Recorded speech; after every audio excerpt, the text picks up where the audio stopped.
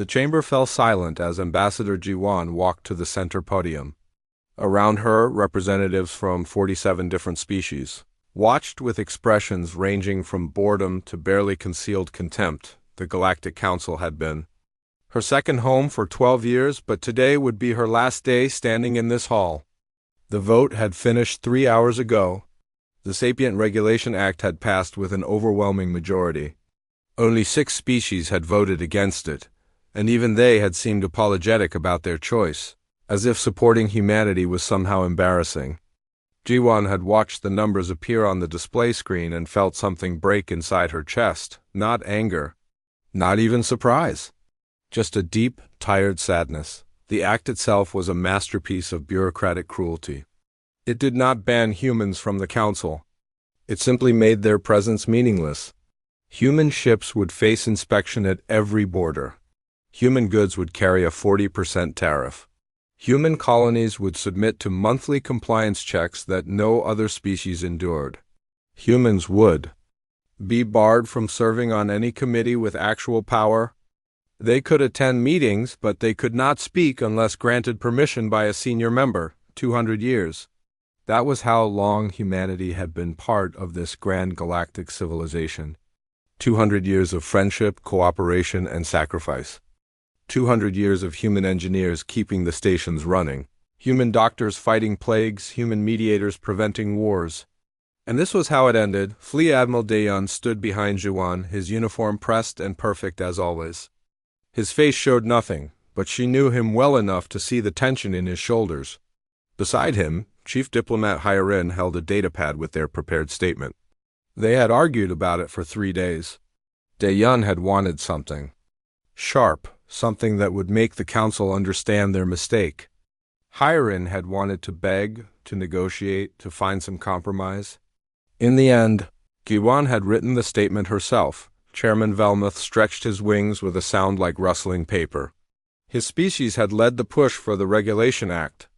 The Talons believed in hierarchy and natural order, and they had never hidden their belief that humans were too young, too primitive, too emotional to deserve equal standing.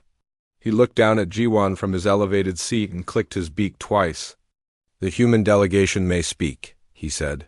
His tone suggested he was doing her an enormous favor. Jiwan activated the podium's microphone. Her voice came out steady and calm. She had practiced this moment in her quarters last night, staring at her reflection in the mirror until she could say the words without her voice breaking.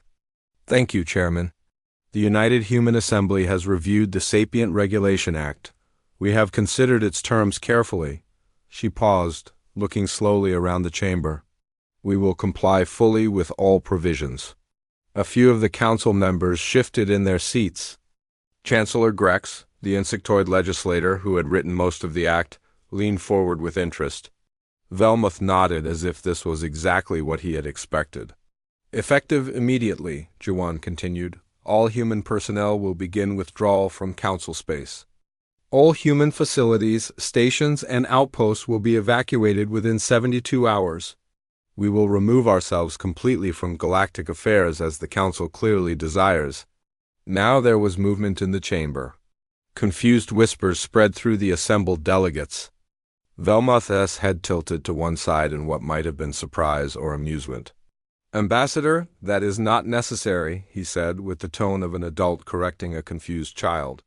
"The Act simply establishes proper protocols. Humans may remain as junior members." "We respectfully decline," Jiwan said. "If we are not wanted as equals, we will not stay as subordinates. Humanity thanks the Council for the past 2 centuries. We wish you well." She bowed once, deeply and formally. Then she turned and walked toward the exit. Dayan and Hyarin fell into step behind her. The chamber erupted into noise, but Jiwan did not look back. Her hands were shaking, but she kept them clasped behind her back. Where no one could see, the 3 of them walked through the corridors of Apex Prime Station in silence. Other humans passed them, all moving with the same purposeful stride. The evacuation order had gone out the moment the vote had finished. Every human in council space had received it simultaneously. There had been no debate, no discussion. The contingency plan had existed for 5 years, updated and refined every 6 months. Humanity had hoped never to use it. In the docking bay, ships were already departing. The human merchant fleet, the medical ships, the transport vessels, all moving in perfect coordination. There was no panic, no rushing, just efficient, organized withdrawal. Human station workers handed control systems over to their alien counterparts with polite instructions. Human doctors transferred patient records to local hospitals. Human teachers uploaded their lesson plans to school databases. Zhiwan boarded the diplomatic vessel that would carry her home. Through the viewport, she watched Apex Prime growing smaller. The station had been humanity's gateway to the galaxy. Now it was just another place they were leaving behind. They are calling us bluffers, Hiron said quietly, checking her datapad. The Council believes we will return within a month, begging to be reinstated. Let them believe what they want, Daeyeon replied. He was watching the fleet formation on his tactical display. 300 ships moving in synchronized patterns, heading for the coordinates that only humans knew. We told them the truth. We offered friendship. They chose contempt. Now they can live with that choice. Jiwon sat in her command chair and closed her eyes. She thought about her first day in the council chamber, 20 years old and fresh from Diplomatic Academy, so excited to represent humanity among the stars. She thought about all the late nights spent mediating disputes. All the careful negotiations, all the small victories that had seemed so important at the time. It should not have ended this way, she said softly. No, Hiron agreed. It should not have. But it did. The last human vessel cleared council space exactly 71 hours after the vote. Behind them, automated systems continued running, maintaining the infrastructure that humans had built. Messages began appearing on council computers. All with the same timestamp, all saying the same thing in 47 different languages. We came in friendship, we leave in silence. May you find what you truly need. And then humanity was gone, vanished into the darkness between stars, leaving the Galactic Council alone with their victory and their regulations and the vast, empty spaces where humans used to be. 3 months passed before anyone in the Galactic Council truly understood what humanity's departure meant. At first there was relief. Velmuth had given several speeches about how the Council could now function more efficiently without human interference. Chancellor Grex published reports showing improved bureaucratic flow. The general mood was one of satisfaction, of a problem neatly solved. Then the medical stations started failing. It began small. A diagnostic machine on Tellus 3 stopped working. The local technicians called for a repair specialist, then remembered that the specialist had been human. They tried to fix it themselves, following the maintenance logs, but the machine was complicated and the instructions assumed knowledge they did not have. Within a week, the diagnostic center was running at 30% capacity. Similar reports came from across the galaxy. A water purification system on Kara Station began producing contaminated water. The navigation computer on a major trade route started giving incorrect coordinates. An agricultural dome on Venlax Prime could not regulate its temperature properly. Every problem seemed small by itself, but there were hundreds of them, then thousands, appearing like cracks in a dam. Trade Minister Kelvar stood in his office, surrounded by data screens, each one showing another failing system. His scales had dulled from stress, and his hands shook as he scrolled through the reports. He had been one of the strongest supporters of the Regulation Act. Humans had controlled too much, he had argued. They had made themselves too essential. Better to reduce their influence before it became a problem. He understood that the problem had never been human influence. The problem was that nobody else had been paying attention to what humans actually did. How many systems? He asked his assistant. 7,412, Minister. That we know of, the actual number is probably much higher. Kelvar closed his eyes. And repair estimates? That is the issue, Minister. We do not know how to repair most of them. The humans filed their technical specifications under collaborative agreements that expired when they left. We have blueprints but not understanding. We can see what they built but not how it works. In the medical district of Apex Prime, doctors struggled with a new outbreak of Kelvin fever. It was not a dangerous disease. Humans had developed a vaccine. 30 years ago, distributing it freely across the galaxy, the fever had been eradicated. A footnote in medical history. But the vaccine production required a specific process that only human biochemists fully understood. The records existed, detailed instructions written in clear language. Yet, when alien doctors tried to follow them, the results were wrong. Too weak, or contaminated, or somehow just not quite right. A human doctor named Suna had trained most of the galaxy's biochemists, but she was gone now, and her students realized, too late, that they had learned procedures without understanding principles. Children began getting sick. Then adults. The fever spread across 3 systems in 2 weeks. It would not kill many people, but it would make millions miserable, and there was nothing the council could do except wait for it to run its course. Chairman Velmuth called an emergency session. The chamber was tense in a way it had never been during human presence. Everyone was blaming everyone else. The Talons blamed the engineers for not maintaining systems properly. The engineers blamed the bureaucrats for losing critical documentation. The bureaucrats blamed the humans for leaving. "This is sabotage," Admiral Cross declared, his voice booming through the chamber.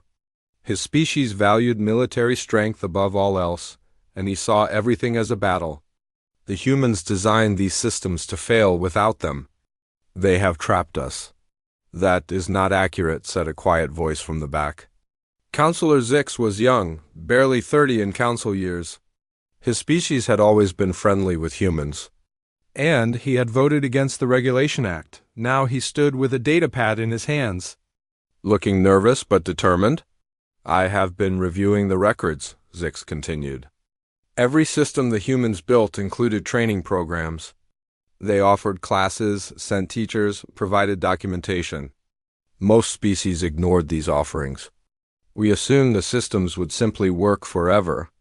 The humans did not trap us. We trapped ourselves through negligence. "How dare you?" Velmuth started. But Grex held up a hand. "Let him speak," the Chancellor said quietly. "The humans filed all their patents as open source," Zix went on. "They gave us everything freely. But knowledge is not the same as understanding. They built systems and tried to teach us how to maintain them, but we were too proud to learn. We thought such work was beneath us. We let humans do the difficult, boring tasks of keeping civilization running while we focused on politics and glory." The chamber was silent. Somewhere in the station, another system alarm began to sound. It would be the water recyclers, or the air processors, or the gravity generators. Something else that humans had maintained quietly, efficiently, without ever demanding recognition. Trade routes were collapsing. Without human navigation algorithms, travel time between systems had doubled. Ships were getting lost, arriving at wrong coordinates, or simply refusing to jump because their computers could not calculate safe routes. The galactic economy, which had grown steadily for 2 centuries, began to contract. Pirates noticed before legitimate traders did. Without human peacekeeping patrols, without the quick response fleets that humans had maintained at their own expense, the space between stars became dangerous again.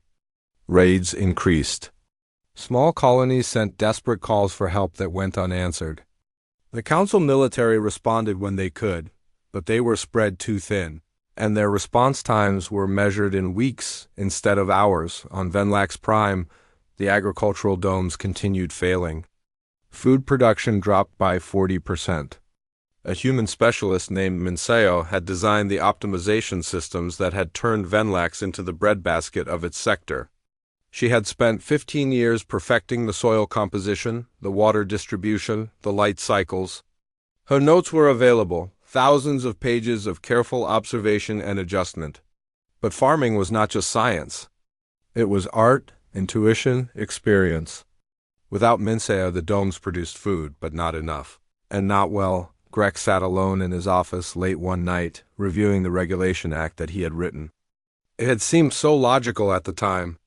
Humans were too powerful, too essential, too different. Better to contain them, to reduce their influence to manageable levels. The act had been necessary for galactic stability, except the galaxy was less stable now than it had been in a century. His computer chimed with another report. Station Kepler-7 was requesting emergency aid. Their fusion reactor was failing and they did not know how to fix it.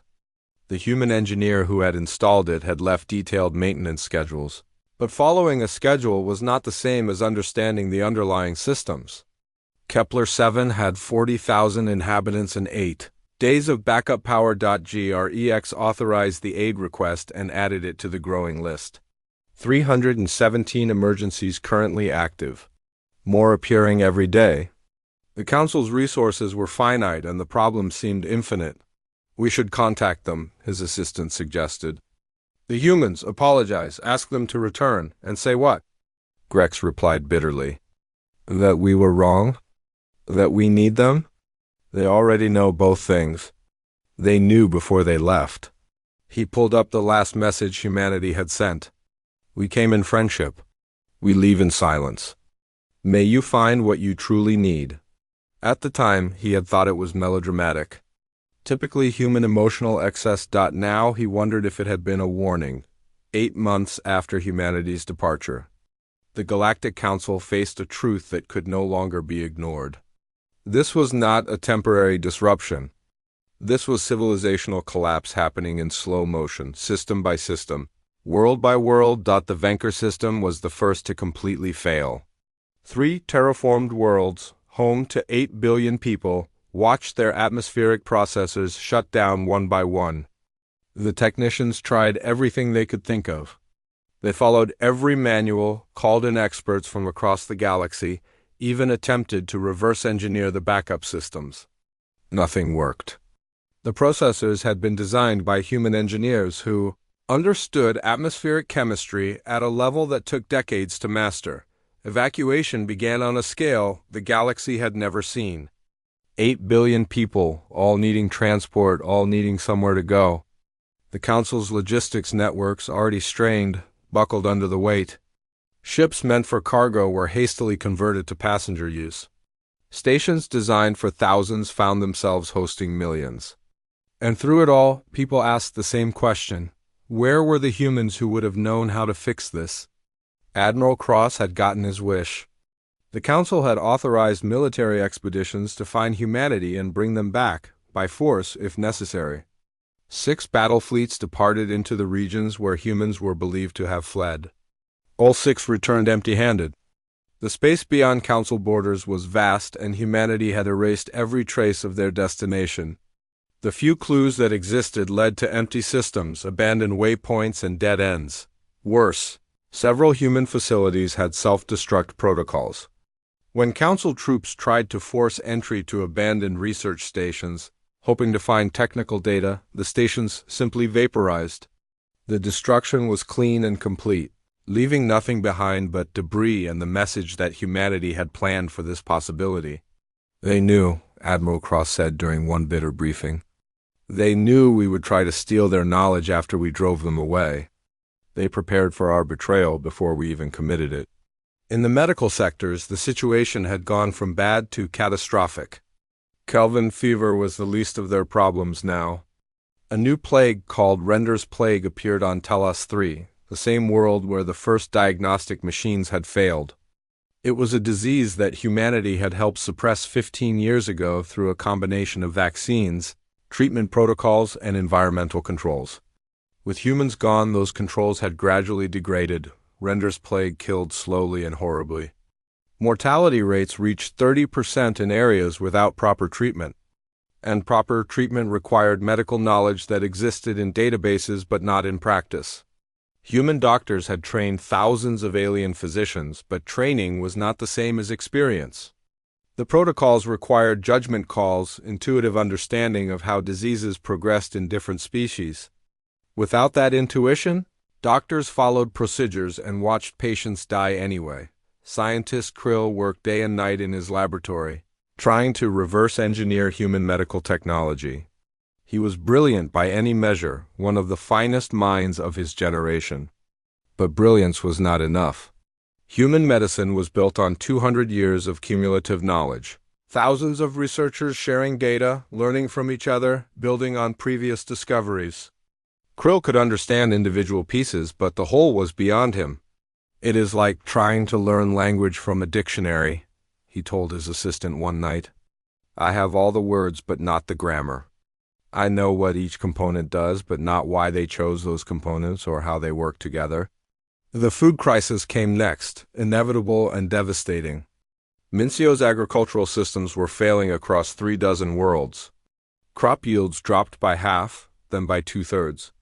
Starvation became a real possibility for billions of people.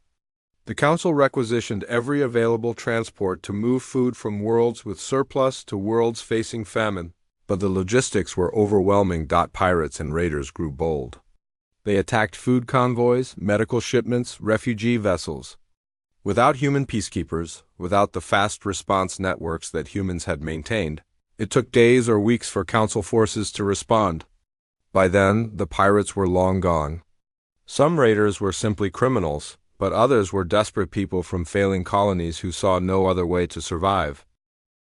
Counselor Zix spent his days in the historical archives, reading everything he could find about humanity's time in the Council. What he discovered made him sick with shame. The records were clear, detailed, and damningly complete. Humanity had prevented 47 major wars through careful mediation. They had stopped 12 attempted genocides by being willing to intervene when others looked away. They had responded to 368 disaster scenarios, arriving first and staying longest. And in all that time they had asked for so little: recognition as equals, respect for their contributions, a voice in decisions that affected them.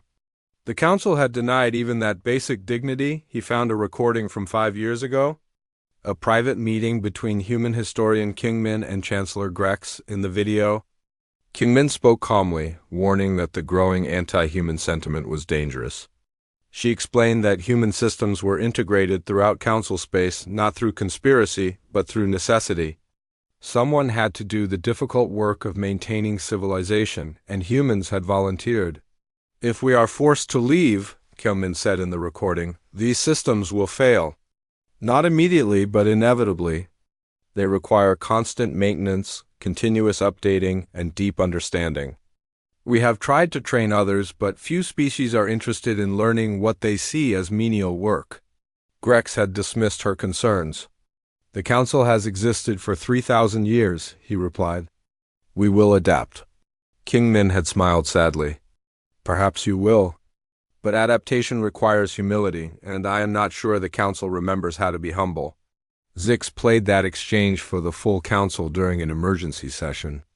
The chamber was silent afterward, the weight of their mistake finally becoming clear.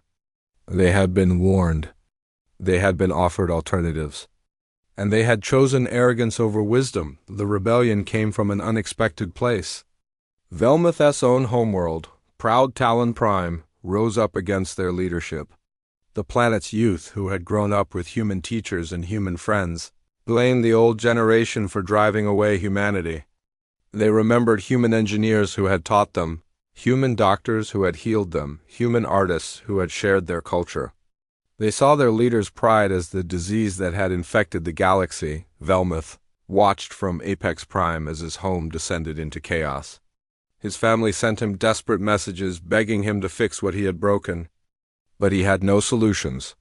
The humans were gone, and they had taken with them the knowledge of how to keep the galaxy running. In the refugee camps that now dotted Council space, a strange thing began to happen. People started building small shrines, simple structures with no religious significance. They placed objects there that reminded them of humans. A child's toy that a human teacher had given them. A medical instrument that had saved their life. A book written by a human author. A photograph of a human friend. Someone called them shrines to the departed guardians, and the name stuck. They were not worship sites, but monuments to regret. Physical manifestations of the galaxy's grief for what it had lost through its own foolishness. Grex visited one of these shrines late at night when no one was watching. Someone had placed a small plant there, a species that only grew on human worlds. Next to it was a handwritten note in shaky letters. They asked only for kindness. We gave them contempt. May they forgive us someday, even though we do not deserve it. He stood there for a long time, this architect of humanity's exile, surrounded by the consequences of his certainty. The plant was dying. No one knew how to care for it properly. In 6 months, maybe a year, it would be dead, and one more piece of humanity would be gone from the galaxy dot above him. The stars shone cold and distant. Somewhere out there, humanity lived on, building something new in the darkness. And here in Council Space, the lights were slowly going out. 14 months after humanity departed, the Galactic Council convened an emergency session for what everyone knew might be the last time. The chamber was half empty. Several species had withdrawn from the Council entirely, returning to isolationism rather than participate in what they saw as a failing institution. Others attended only by hologram, unwilling to waste resources on physical travel. When their worlds were collapsing, Velmuth looked out at the scattered delegates and saw the end of everything he had built his life around. His wings, once glossy and proud, hung limp with exhaustion. He had not slept properly in weeks. Every time he closed his eyes, he saw the faces of the dead, the millions who had perished from preventable disasters because the people who could have prevented them were gone. "We must face the truth," he said, his voice hoarse. "The Galactic Council as we knew it is finished. Member species are withdrawing. Our economy has contracted by 60%. Death tolls across Council space have reached 43 million and continue to rise. We are watching our civilization die." Chancellor Grex stood slowly. He looked older than his years, scales dull and movements stiff. "I take full responsibility," he said. "The Regulation Act was my creation. I convinced you all that it was necessary, that humanity's influence was a threat to galactic stability. I was wrong.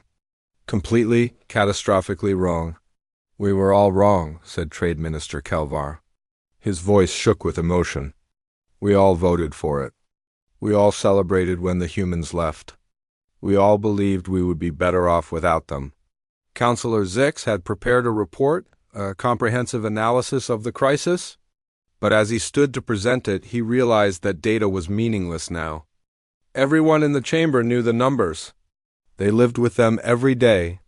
Instead, he told a story. "Yesterday, I visited a medical center on Station 12, he began. There was a child there, dying from Render's plague. Her name was Silk, and she was 7 years old.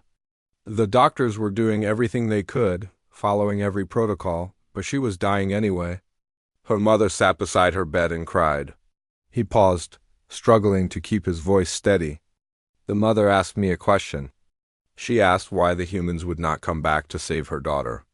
She believed that humanity was punishing us, that they were letting children die to teach us a lesson. I had to explain to her that the humans did not even know her daughter was sick, that they were not punishing anyone, that we had driven them away and now we were facing the consequences of our own actions." "Do you know what she said to me?" The chamber was silent. "She said that she would rather have lived under human rules, under human control, under whatever tyranny we feared they might impose, if it meant her daughter could live. And I had no answer for her because she was right. We threw away everything that mattered because we were too proud to accept equals." Velmuth closed his eyes. "The question before us is simple.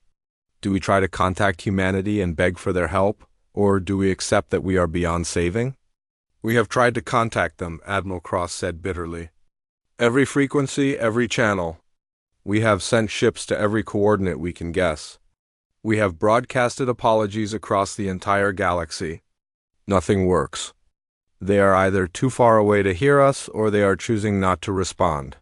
"Then we try again," Grex said. "We keep trying until our last breath. We owe them that much. We owe ourselves that much."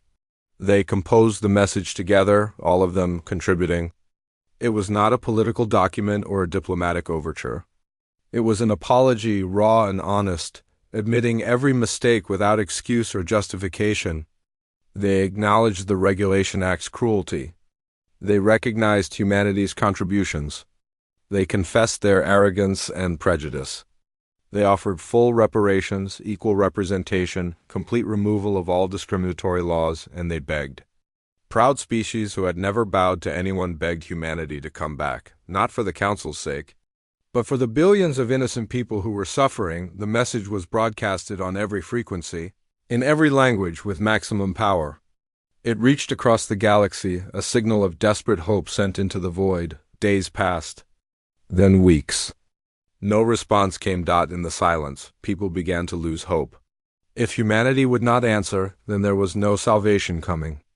The collapse would continue until nothing remained but scattered, primitive worlds struggling to survive without the infrastructure that had supported them. Zix returned to the archives, unable to sit idle while people died. He searched through humanity's records, looking for something, anything that might help. He found it buried in the personal files of historian Kyungmin, a recording made just before the humans left. In the video, Kyungmin sat in an empty room, speaking directly to the camera. "If you are watching this," she said, "then we have left and you are facing the consequences. I want you to understand something important. We did not leave in anger. We left in sadness." She leaned forward, her expression gentle but firm. "We gave you everything we had. Our knowledge, our labor, our lives. We asked only for respect, for recognition that we were equals in this grand project of civilization. And you could not give us even that? You saw us as tools, as servants, as lesser beings who existed to make your lives easier. Some of you believed we were trying to control you, that our helpfulness was manipulation, that our generosity was a trap. But the truth is simpler and sadder. We helped because that is who we are. We built systems and maintained them not to make you dependent, but because we could not stand by and watch people suffer when we had the ability to help." Kyungmin smiled, though her eyes were wet. "We warned you 5 years ago that this would happen. We told Chancellor Grex, told Admiral Cross, told anyone who would listen. We explained that these systems required continuous care, that knowledge could not be transferred through data files alone. We offered to train more people, to share everything we knew, to work together as genuine partners. But you did not want partners. You wanted servants who knew their place? And so we left, because we could not stay where we were not valued. We hoped that our absence would teach you what our presence could not. That civilization requires cooperation, not hierarchy. That every member of a society deserves dignity and respect." The recording ended with Kyungmin standing and bowing formally. "We will remember you fondly," she said. "We hope that someday you will remember us the same way. Goodbye, Galactic Council. May you find wisdom in the darkness we leave behind." Zix played the recording for the Council. When it ended, Velmuth was weeping openly, his proud composure finally shattered. "We were given a gift," he said through his tears. 200 years of friendship, of patience, of hope that we would eventually see them as equals. And we threw it away because we were too small-minded to recognize its value. "Then we start over?" Grex said quietly. "If the humans will not return, if we are truly beyond their help, then we use what time we have left to build something better. Something that would make them proud, even if they never see it." A young delegate from a minor species stood up. She represented a world that had lost 70% of its population to system failures. "My people remember a human child," she said. "His name was Sunwoo. He was 6 years old when his family was stationed on our world. He used to play with our children, teaching them games from Earth, learning our songs in return. When the evacuation came," Sunwoo cried, "he did not want to leave his friends.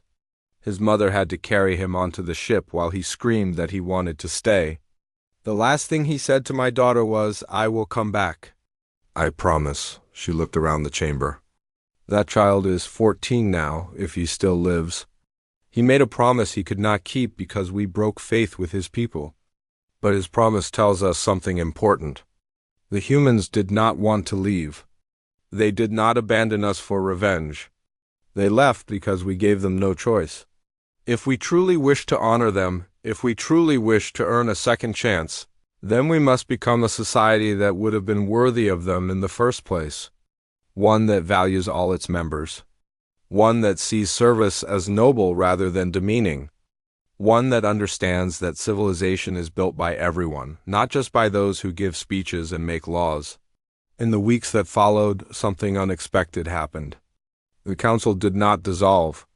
Instead, it began to transform. Species that had looked down on maintenance workers started training engineers. Politicians began learning how to repair systems instead of just managing them. The old hierarchy began to crack as people realized that survival required everyone's contribution. It was too little, too late. People continued to die. Systems continued to fail. But something had changed in the galaxy's heart. They were learning the lesson humanity had tried to teach. Even though the teacher was gone, 2 years after humanity's departure, a single ship appeared at the edge of council space. It was small, unmarked, and its transponder identified it simply as Harmony Envoy. The Border Patrol almost fired on it, thinking it might be pirates or raiders. Then the ship transmitted a message in perfect standard Galactic. "This is Captain Borum of the Human Harmony Collective. We have received your transmissions. We are here to talk." The message reached Apex Prime within minutes. Within an hour, every member of the council who could travel was racing to the border station where the ship waited.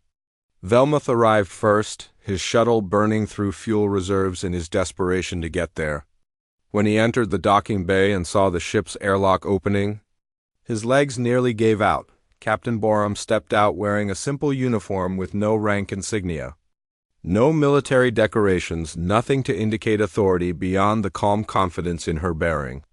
She was young, perhaps 30, and she looked at the assembled council members with an expression that was neither angry nor triumphant. "Just sad. Thank you for seeing us," she said formally. "Thank you for coming," Velmuth replied, his voice breaking. "We have been trying to reach you for months. We thought you would never respond. We thought we had lost you forever." Borum nodded slowly. "We heard your messages. All of them. We debated for a long time about whether to respond. But you came," Grek said, stepping forward. "That must mean something. That must mean you will help us, that you will return, that we can fix what we have broken." "We came," Borum agreed, "but not to return to the council." The words fell like stones into water, rippling through the gathered delegates. Velmuth felt something inside him crumble. "Then why?" he asked. "Why come at all if not to save us?" A second figure emerged from the ship. He was older, perhaps 50, with gray at his temples and gentle eyes. "My name is Hajun," he said. "I speak for the human colonies in this sector. We came because we heard that people are dying. We came because that is who we are." Behind them, the ship's cargo bay opened and medical supplies began floating out on automated pallets. Vaccines, equipment, food synthesizers, water purifiers. Everything the council had been desperately lacking. "We cannot fix everything," Borum said. "We do not have the numbers or the resources. But we can help with the immediate crisis. We can stop the dying while you learn to save yourselves." A third human emerged, a woman with kind eyes and a philosopher's bearing. "My name is Yuna," she said. "I teach ethics in our new communities." The council asked why we responded to your call for help. The answer is simple. We left because you did not treat us as equals. But we respond now because letting innocent people suffer would make us less than human. More ships appeared on the scanners. Dozens of them, then hundreds, all broadcasting human transponder codes. Medical vessels, engineering ships, transport craft loaded with supplies. They spread across council space like a gentle rain after a long drought. "You must understand something," Hajun said, looking at each council member in turn. "We are not coming back to join the Galactic Council. That institution failed us, and we have no desire to rejoin it. But we will not let children die, will not let people starve, will not stand by while civilization collapses because of mistakes made by leaders who are already suffering for their choices. Then what do you want from us?" Kelvar asked. "What price for your aid?" "No price," Borum replied. "We will help because it is right to help. But we do have something to share with you, if you are willing to listen." She activated a holographic display, showing star systems beyond council space, regions the galaxy had considered empty or uninhabitable. except they were not empty. Each system showed settlements, stations, thriving communities representing dozens of species. When we left Council Space, Yuna explained, we went looking for a new home. What we found were other species, isolated and alone, who had never been contacted by the Galactic Council. Some were primitive. Others were advanced but hidden. All of them had been overlooked by your exploration programs because they existed in regions you considered worthless. We made contact carefully, respectfully. We shared our technology and learned from theirs. We built something new together, something we call the Harmony Collective. It is not perfect, but it is based on a simple principle. Every species, every individual has value. No one is lesser. No one is superior. We all contribute according to our abilities and receive according to our needs. Hajun smiled gently. In 2 years, we have formed bonds with 37 species. We have built stations and colonies. We have created trade networks and cultural exchanges. And we have done it without the bureaucracy, without the hierarchy, without the cruelty that defined the Galactic Council. You are building a rival government, Admiral Cross said, though his voice lacked its usual aggression. No, Yuna corrected.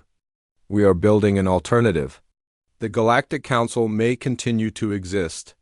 That is your choice to make. But we are offering another path, one where cooperation replaces competition, where service is honored rather than looked down upon, where every voice matters. Velmuth listened to this and felt something he had not expected to feel. Not anger or jealousy, but hope. What you are describing, he said slowly, is what the Galactic Council was supposed to be. What it could have been if we had been wise enough to see what we had. Perhaps, Borham agreed. But what was is less important than what comes next. We are offering the Council a choice. Join us as equals. Dismantle your hierarchies, abandon your prejudices, and work with us to build something better. Or continue as you are, and we will help where we can while building our own path forward. But if we join you, Grex asked, we would have to give up our power. Our authority, our way of doing things? Yes. Yuna said simply, you would have to become servants of your people rather than their rulers. You would have to learn that authority comes from service, not from position. You would have to accept that a maintenance worker has as much value as a council chairman.